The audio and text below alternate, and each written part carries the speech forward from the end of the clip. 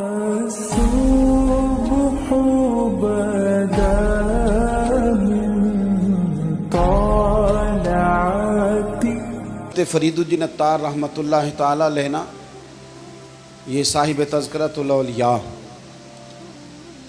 اتنے اللہ تبارک و تعالیٰ کے قریبی لوگوں میں سے ہوئے ہیں کہ پھر انہوں نے نا مقربین کی لسٹ بنائی، یعنی تذکرۃ الاولیاء لکھی، اللہ کے بندوں کے حالات انہوں نے جمع کیے۔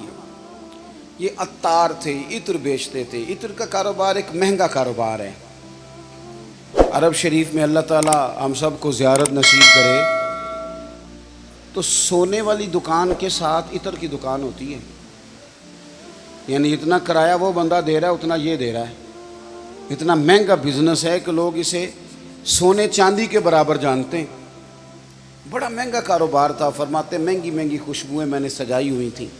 ایک دن ایک درویش بابا جی آ گئے تو 2 4 5 بوتلیں انہوں نے دیکھی، خوشبو لینی تھی۔ تو یہ اچھے سیل مین ہوتے ہیں، یہ گاہک کو جانے نہیں دیتے۔ فرماتے ہیں میں نے بھی آگے بڑھ کے بابا جی سے کہا، جب انہوں نے دیکھ لی کافی چیزیں تو میں نے آگے بڑھ کے کہا کہ بزرگوں کیا چاہیے، مجھے حکم کریں میں دیتا ہوں۔ کیا دیکھ رہے ہیں، کون سی خوشبو چاہیے؟ تو بابا جی فرمانے لگے پتر میں تو دیکھ رہا ہوں کہ تیری جان بڑی مشکل سے نکلے گی۔ تو میں دنیا دار بندہ تھا، مجھے بڑا غصہ آیا۔ میں نے کہا بابا وہ کیوں؟ میں نے کہا پتر مال ہی بڑا جمع کیا ہے، مرے گا کبھی یہ والی شیشی یاد آئے گی، کبھی وہ والی یاد آئے گی۔ نہیں سمجھ آئی آپ کو بات؟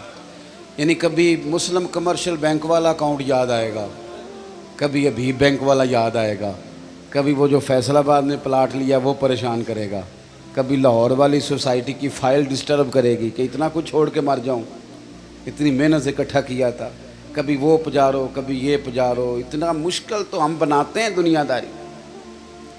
کہا تو نہیں مرے گا تو یہ چیزیں یاد آئیں گی۔ فرماتے میں دنیا دار تھا، دنیا دار کو نصیحت کریں تو غصہ کرتا ہے۔ کہتے ہیں میں نے کہا اچھا بابا میری جان مشکل سے نکلے گی تو تیری کیسے نکلے گی؟ فرماتے کہنے لگے بیٹے ادھر آ دکھاؤں۔ کہتے ہیں میں مڑ کے اوپر سے ہو کے بزرگوں کے قریب آیا، وہ میری دکان کے فرش پہ لیٹے کلمہ پڑا، روح پرواز کر گئی۔ عرش فرشتے بانگا ملیاں، مکے پہ گیا شور، بلے شاہ آسان نہیں ہوں مرنا، یہ تے مر گیا ہی کوئی ہور، تے نالے وارث شاہ وہ کدوں مر دے جنہ کیتیاں نیک کمائیاں نے۔ اور اقبال کہنے لگے موت کو سمجھے ہیں غافل اختتام زندگی، یہ ہے شام زندگی پھر صبح دوام زندگی۔ اس کے بعد تو صبح ہے زندگی کی، یہ تو ایک شام ہوئی ہے بس، اٹھیں گے تو سویرا ہوگا۔ تو کہتے ہیں بابا جی کی روح پرواز کر گئی۔ کہنے لگے پتر میں تو اس طرح جاؤں گا۔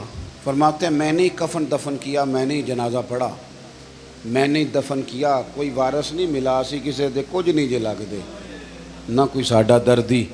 کہتے ہیں میں نے دفن کیا۔ پھر اس کے بعد مجھے مسئلے کی سمجھ آ گئی، پھر بعد میں سمجھ آ گئی مال وارثوں کا ہے، آج بھی وارثوں کا ہے، کل بھی، یہ پکی بات۔ اور وارث اپنی اپنی طبیعت کے ہیں، اپنے اپنے مزاج کے ہیں۔ ہو سکتا ہے آپ کا محنت کا مال وہ ہفتوں میں ضائع کر دیں، اپنی اپنی طبیعت کے ہیں نا وارثین۔ ہو سکتا ہے آپ کی بڑی بنائی ہوئی چیزیں وہ چند منٹ لگائیں، گیا سارا کچھ۔ تو بہت سارے معاملات میں اگر ہماری توجہ ہو کہ ہم نے جانا ہے اور ڈائریکشن ٹھیک ہو تو پھر موت کا کوئی خوف، پھر تو تیاری ہے۔ حدیث بخاری دیکھیے گا، حضرت ابو ہریرہ رضی اللہ تعالیٰ عنہ بھی حدیث کے راوی ہیں، اور ایک مقام پہ اسی حدیث کو حضرت انس بن مالک رضی اللہ تعالیٰ عنہ نے بھی روایت کیا ہے۔ ایک خاتون حضور کی بارگاہ میں آئیں اور عرض کی یا رسول اللہ صلی اللہ علیہ وسلم مجھے مرگی کا مرض ہے، یہ بڑا اعصابی مرض ہوتا ہے، جسمانی امراض بھی بڑے مشکل ہوتے ہیں، مرض تو اللہ معاف کرے کوئی بھی ٹھیک نہیں، لیکن یہ جو اعصابی مرض ہے نا، یہ ایک بہت بڑا مشکل مرحلہ ہے کہ آپ کا دماغ کنٹرول میں آ جائے۔ تو مرگی کا مرض بندے کو بے ہوش کر دیتا ہے، اعصاب کنٹرول کر لیتا ہے، جسم بھی قبضے میں آ جاتا ہے۔ اور پھر خاتون ہو تو ویسے ہی حوصلہ کم ہوتا ہے، عرض کرتی ہے حضور مجھے مرگی ہے، میں بڑی تکلیف میں ہوں، میرے لیے دعا کر دیں۔ تو حبیب پاک صلی اللہ علیہ وسلم سب کے لیے دعائیں فرماتے تھے، پر آج حضور نے ایک انوکھی بات ارشاد فرمائی۔ حضور فرمانے لگے اگر تو کہے تو دعا کر دیتا ہوں، اللہ شفا دے گا، اور اگر تو کرے صبر، اس کا معنی کیا ہے کہ مرگی کے ساتھ ہی گزارا کرے۔ نہیں سمجھ آ رہی بات کی؟ مرگی کے ہم مانتے نہیں، ویسے مرض جو آتا ہے نا وہ جاتا کم ہی ہے، گزارا اس کے ساتھ ہی کرنا پڑتا ہے۔ ہم پتہ کیا کرتے رہتے ہیں، ہم پریشان ہو جاتے ہیں، ٹینشن لے لیتے ہیں، لیکن اس کے ساتھ جینا نہیں سیکھتے۔ اپنی بیماریوں، آزمائشوں، پریشانیوں کے ساتھ جینا سیکھے۔ جن کو ان کے ساتھ جینا آ جاتا ہے نا، وہ زندگی کا سارا سکون حاصل کر لیتا ہے، وہ ساری آسانیاں پا جاتا ہے، جسے اپنی مشکلات کے بیچ جینا آ گیا۔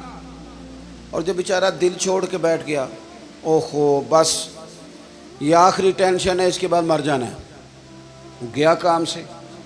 مشکلات ہی تو ایک ایسا وقت ہوتا ہے جہاں انسان کی صفائی بھی ہوتی ہے، وہ نکھر بھی جاتا ہے، تربیت بھی ہو جاتی ہے، اور ایک اچھی ٹریننگ اس کی ہوتی ہے، پھر اگلے مرحلے اس کے لیے آسان ہو جاتے ہیں۔ حضور نے فرمایا اگر تو کہے دعا کرتا ہوں اللہ شفا دے گا، اور اگر تو کرے صبر، گویا اس کے ساتھ ہی گزارا کرے، تو پھر کیا ملے گا؟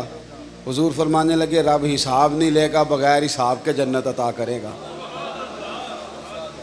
ہم سے ویسے پوچھا جائے تو ہمیں شفا ہی چاہیے، کیونکہ یؤمنون بالغیب کے جو معاملات ہیں نا ان پر یقین رکھنا کامل لوگوں کا طریقہ ہے۔ کہا آپ بتائیں شفا کے جنت، تو صحابہ کہتے ہیں ایک منٹ نہیں لگایا بی بی نے سوچنے پہ، عقیدہ پختہ تھا نا، انہیں پتہ تھا کہ دراصل ہمارا فائدہ یہ ہے کہ ہماری آخرت ٹھیک ہو، بچ جائیں۔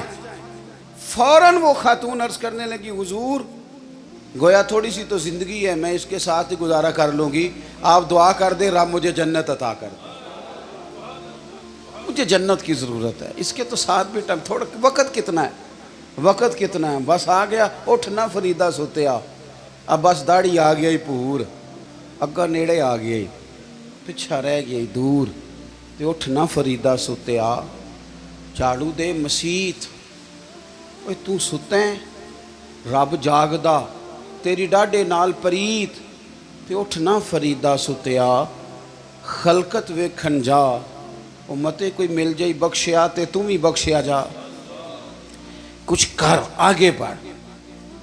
اگلا سفر جو ہے اس پر توجہ کر۔